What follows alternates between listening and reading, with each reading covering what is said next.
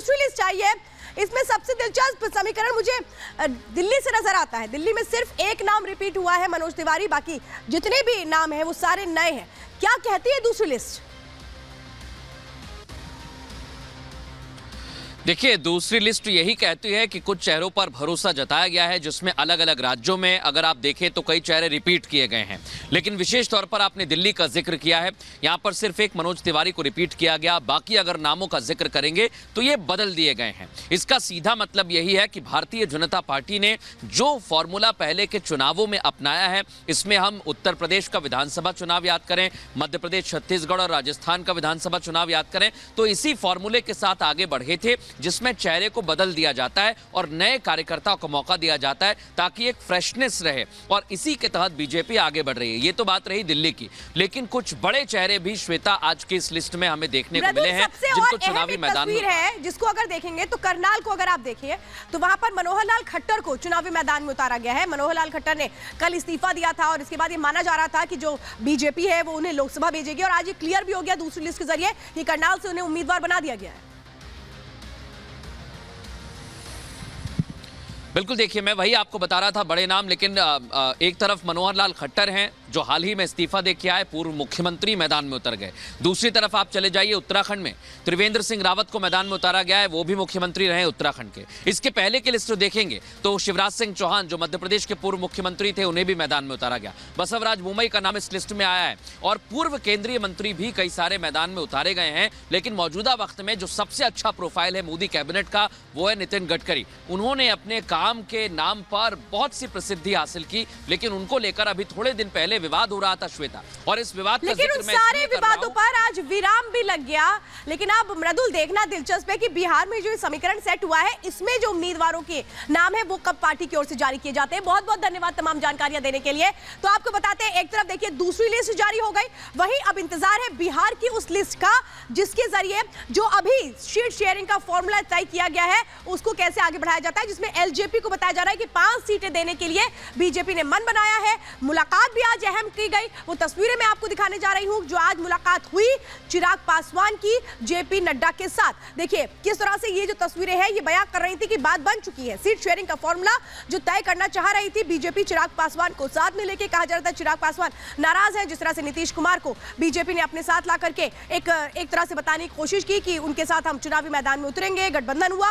वो जो तमाम सियासी समीकरण से उससे नाराजगी थी चिराग पासवान की, लेकिन तमाम नाराजगियां दूर कर ली गई हैं उस सीट शेयरिंग फॉर्मूले को लेकर के जो आज तय कर लिया गया। लेकिन ये खेल क्या है अब मैं आपको ये बताती हूं, क्योंकि जो सीट शेयरिंग फॉर्मूला हुआ है तय वो क्या कहता है, क्योंकि अभी तक माना जा रहा था कि जो एलजेपी है उसकी सीटों को बीजेपी कम कर सकती है, लेकिन ऐसा नहीं है। चिराग पासवान ने जितनी सीटें मांगी उतनी सीटें बीजेपी देने को तैयार है। लेकिन इस बीच चाचा का जो खेल है वो बिगड़ता नजर आता है। भतीजे ने चाचा का जो पत्ता है वो पूरी तरह से काट दिया है।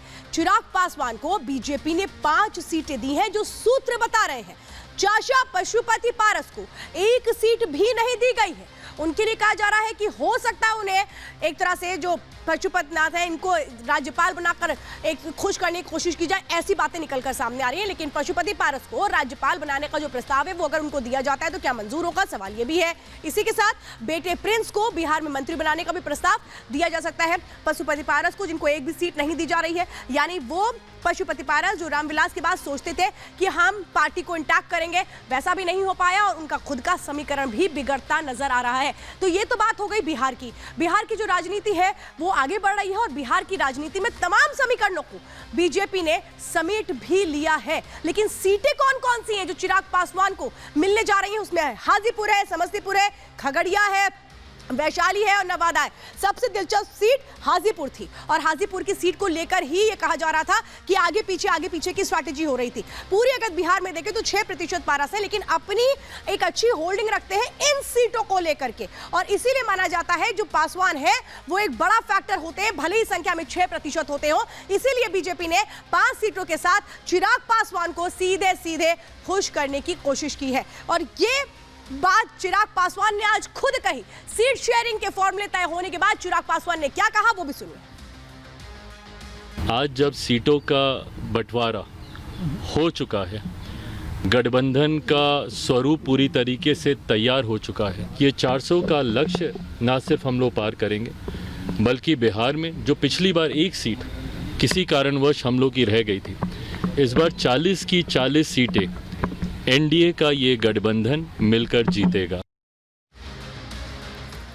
तो सुना आपने चिराग पासवान क्या कह रहे हैं, लेकिन चिराग पासवान को तो 5 सीटें मिलना तय है। अब बीजेपी कितनी सीटों पे लड़ेगी, बाकी जो दल है वो कितनी सीटों पे लड़ेंगे, जेडीयू कितनी सीटों पे लड़ेगी, ये आपके मन में सवाल हो रहा होगा। लेकिन वो जो फॉर्मूला है वो कैसे तय हुआ है बिहार के लिए, चलिए जरा जल्दी से मैं आपको बता देती हूँ। देखिए, बीजेपी 17 सीटों पर चुनाव लड़ेगी, तो जेडीयू 16 पर, एलजेपी 5 सीटों पर, एचएम 1 पर यानी जीतन राम मांझी की पार्टी, और इसी के साथ आरएलएम 1 सीट इनको भी दी गई है। यानी यहां पर कहीं भी पशुपति पारस का नाम नहीं आता है, उनको एक भी सीट नहीं दी गई, और इसीलिए कहा जा रहा है कि जो चाचा का खेल है वो भतीजे ने बिगाड़ दिया है। ये है वो सीट शेयरिंग फॉर्मूला जो तय हो चुका है। अब बस लिस्ट आना बाकी है।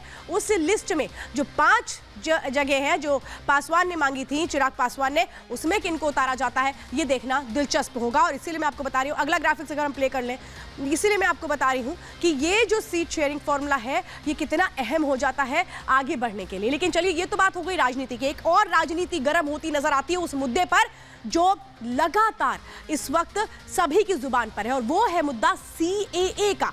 सीए को लेकर के आखिर किस तरह से बौखलाहट नजर आती है, वो बयान नजर आते हैं, चाहे केजरीवाल हो या फिर ममता बनर्जी हो, हर किसी के बयान में सिर्फ और सिर्फ विरोध के सुर बुलंद होते हैं। लेकिन आखिर क्या ये कहें, सीए पर ये पाक प्रपंच मचाने की कोशिशें हो रही हैं, सिर्फ हो हल्ला करने की कोशिशें हो रही हैं। लेकिन ये हो हल्ला हुआ कैसे है, देखिए जरा इसमें।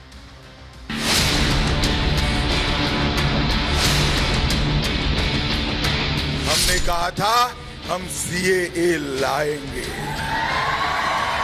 मोदी सरकार ने सीएए का वादा भी पूरा कर देश भर के मुसलमान भाइयों बहनों को कि एक गलत अफवाह फैलाई जा रही है। सीएए किसी की नागरिकता लेने का कानून है ही नहीं, सीएए नागरिकता देने का।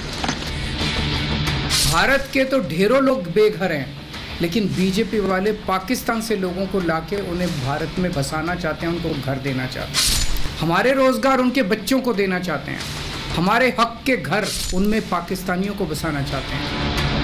न किसी की नौकरी ली जाएगी, न किसी की नागरिकता ली जाएगी। ये कानून का पाकिस्तान के किसी भी नागरिक के बारे में कोई संबंध नहीं। ये पूरा का पूरा खेल वोट बैंक बनाने की गंदी राजनीति है। कृपया करके झूठ का व्यापार करना बंद करें। लेकिन राज्यों को तो हम लोग नहीं रहेगा ना, किसी के लिए डरने का बात कोई नहीं है। लेकिन जो हो रहा है अनएथिकल, इल्लीगल। आप लोग एक मैसेज देना चाहते थे माइनॉरिटी को, जब आप लोग कागज निकालने की तैयारी करी। बीजेपी मजहब का इस्तेमाल करना चाहती है आने वाले पार्लिमानी इलेक्शन में। आप डरिए मत, ये सारी की सारी पार्टियां एक हो जाए, भारतीय जनता पार्टी सीएए में 1 इंच भी वापस नहीं आने वाली।